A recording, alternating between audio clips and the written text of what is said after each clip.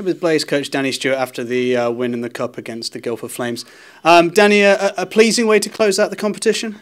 Yeah, I know. Of course, you can only play the games that are in front of you, and unfortunately, we didn't put ourselves in a position to advance in the Challenge Cup, which is disappointing. But there's nothing we can do about it now.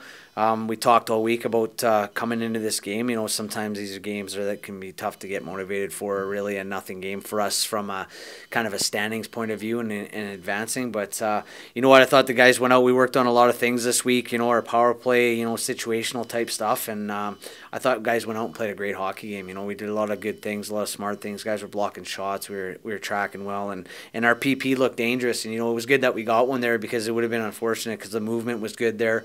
Other than I think one there in the second period, we didn't get much off it, but for the most part, it was good, and it was good to finally get one. You said after the Fife game last week that you were considering giving Brithen Priest the start. You did, and he looked really good out there. Yeah, he played well. You know, he wasn't overly busy, but you know, there was a couple saves that were really good saves, and a couple through traffic there, and you know, he did good. He's a kid that for his age, he's so big, but he's really composed as well. You know, especially that's his first pro start ever, and I think that gave the guys a little bit of motivation. You know, we talked about that before the game, and you know, it's a special moment for the kid, and you know, I think guys went out and played for him a little bit, which was nice to see. Considering the situation, you know, with us not being able to progress and with Guildford being through, did you expect such a feisty game?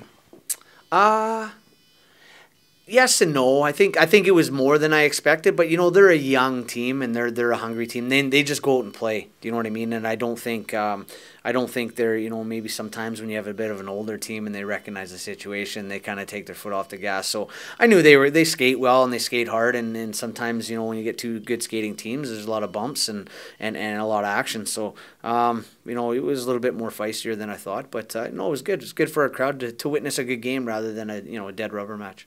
And it was important mentally as well for the team going into tomorrow to play as if the game mattered, and they certainly did that. Yeah, no, we had to bounce right back. You know, we played two relatively good hockey games, you know, last weekend, and you know, our special teams let us down, and we found a way to lose those hockey games. It was good to get back and get back in the win column. You know, even if it doesn't matter, it doesn't matter. You know, we went into the third with a 1-goal lead, and we played that period like we should when we have a lead. So you know, it was good to get guys in those situations, and like you said, we got to carry it over to tomorrow. And it was important for your leaders to carry that kind of that mental side of the game into tonight. And well, Jordan Petra scored a hat-trick, so I guess he led by example.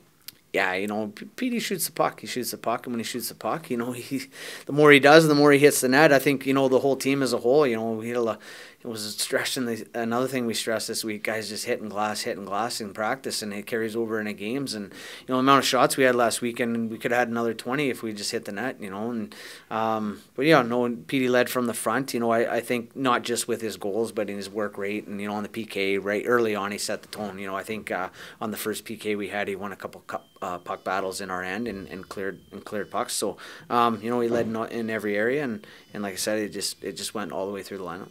Just quickly, we let Garrett Lad leave back for North America earlier this week. A quick word on that, and will we be looking to replace him?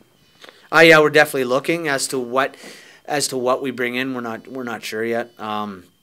You know, Ladder came in and let his feelings be known, and it was more his decision than the team's decision. So we respect that. You know, never take it personal. You know, guys got to do what they think's best for their career and what they want to do. So wish them the best. And you know, as for a replacement, you know, we got 10 pretty capable forwards right now, and it's really going to depend on what's out there. You know, what becomes available. You know, if a top end forward becomes available and we have enough funds and resources to bring him in, we'll do that. If we feel we can get better in other areas, then we'll look at that as well. So, but you know, the money's definitely there, and we just got to find you know, the best player available that can make us better.